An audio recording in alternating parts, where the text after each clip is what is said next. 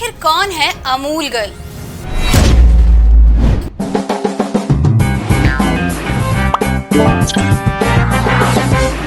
गुजरात के मशहूर बिजनेसमैन त्रिभुवन दास पटेल ने सन 1948 में अमूल की नींव रखी थी। आनंद मिल्क यूनियन लिमिटेड यानी अमूल एक भारतीय कॉरपोरेटिव डेयरी है जो गुजरात के आणंद में स्थित है। ये Gujarat cooperative milk marketing federation limited यानी GCMMF द्वारा प्रबंधित एक ब्रांड है। सन 1970 में श्वेत क्रांति के ठीक 3 साल बाद वर्जीय कुरियन अमूल से जुड़े। डॉक्टर कुरियन ने सन 1973 से 2006 तक GCMMF की संस्थापक अध्यक्ष के तौर पर अमूल को फर्श से अर्श तक पहुंचाने का काम किया। अमूल भारत का सबसे बड़ा खाद्य ब्रांड बन गया है। भारत के अलावा अब अमूल ने विदेशी बाजार में भी कदम रख दिया है। आज अमूल के उत्पाद 20 से अधिक देशों में उपलब्ध हैं। बात सन 1966 की है। इस दौरान अमूल ने अमूल बटर के लिए एक एड कैंपेन डिजाइन करने का फैसला किया। कंपनी ने इसके लिए एक विज्ञापन एजेंसी के मैनेजर डायरेक्टर सिल्वेस्टर दी कुन्हा से संपर्क किया।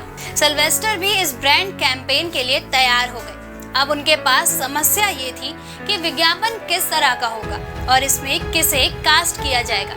आखिरकार फैसला लिया गया कि विज्ञापन बच्चों से संबंधित होगा ताकि हिंदुस्तान के घर घर में जगह बनाई जा सके। अमूल के प्रोडक्ट्स ही नहीं, अमूल का लोगो भी भारत में काफी मशहूर है। अमूल के लोगो में पोल्का डॉट फ्रॉक पहने और नीले बालों की पोनी वाली एक लड़की दिखाई देती है जिसे अमूल गर्ल के नाम से जाना जाता है।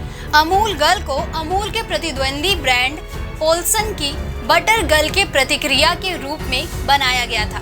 इसके पीछे श्वेत क्रांति के जनक और Gujarat cooperative milk marketing federation limited के तत्कालीन अध्यक्ष डॉक्टर वर्जीय कुरियन का दिमाग था। दरअसल जब अमूल एड कैंपेन के हेड सिल्वेस्टर को लोगो समझ नहीं आ रहा था तो इस दौरान डॉक्टर कुरियन ने उन्हें अमूल गर्ल का सुझाव दिया था। इसी दौरान अमूल की tagline Amul the taste of India भी फाइनल की गई थी। सिल्वेस्टर द कुन्हा को एड कैंपेन का सब्जेक्ट मिल चुका था।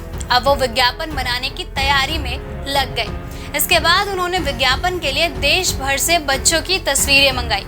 इस दौरान उन्हें 700 से अधिक तस्वीरें मिली, लेकिन इसमें से एक भी बच्चे की तस्वीर एड के लिए सिलेक्ट नहीं हो पाई।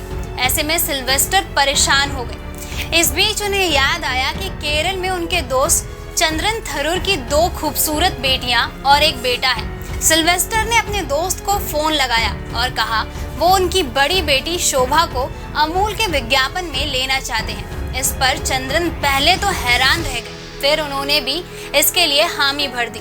सिल्वेस्टर ने अपने दोस्त से कहा कि वे जल्द से जल्द शोभा की कुछ तस्वीरें भेज दें। इस दौरान सिल्वेस्टर ने अपने इस एड कैंपेन के लिए 712 बच्चों की तस्वीरों में से शोभा की तस्वीर को चुना और शोभा अमूल के इस एड कैंपेन का चेहरा बन गई।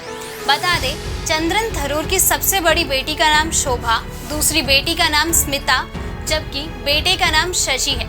ये शशि वही शख्स हैं जिन्हें आज पूरी दुनिया शशि थरूर के नाम से जानती है। सिल्वेस्टर ने जल्द ही दिन प्रतिदिन के मुद्दों से संबंधित सामयिक विज्ञापनों के साथ होर्डिंग्स की एक श्रृंखला के रूप में एड कैंपेन तैयार किया। ये एड कैंपेन भारत में इतना लोकप्रिय हुआ कि इसने दुनिया में सबसे लंबे समय तक चलने वाले एड कैंपेन के तौर पर Guinness book of world record में अपना नाम दर्ज करवाया था।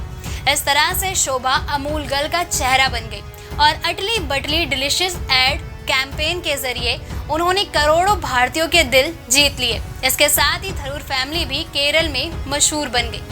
अमूल का थरूर परिवार से जुड़ाव यहीं खत्म नहीं हुआ। कंपनी ने जब रंगीन विज्ञापनों की सीरीज जारी की तो इन विज्ञापनों के लिए अमूल ने चंद्रन थरूर की छोटी बेटी स्मिता को चुन लिया। स्मिता ही पहली रंगीन अमूल बेबी थी। उस दौर में ये केरल वासियों के लिए एक बड़ी खबर थी। देश भर में अमूल गर्ल के तौर पर मशहूर होने के बाद सन 1977 में शोभा थरूर मिस कोलकाता बनी, जबकि स्मिता थरूर मिस इंडिया की उप विजेता रही। केवल शोभा और स्मिता ही नहीं बल्कि शशि थरूर को भी अमूल के साथ स्पेस शेयर करने का मौका मिल चुका है। शशि थरूर ने जब भारतीय राजनीति में कदम रखा था, इसके कुछ साल बाद वे एक बार अमूल कार्टून पर नजर आए थे। इस पर शशि थरूर ने चुटकी लेते हुए कहा था, आज अगर मेरे पिताजी जिंदा होते तो उनके बेटे को मुंबई के मरीन ड्राइव में लगे अमूल के होर्डिंग पर देखकर बेहद खुश होते। दोस्तों, अगर आपको हमारा ये वीडियो पसंद आया हो तो इसे लाइक और शेयर करना ना भूलें। जल्द आपसे फिर मुलाकात होगी एक नए टॉपिक पे, एक नई वीडियो के साथ। तब तक के लिए नमस्कार।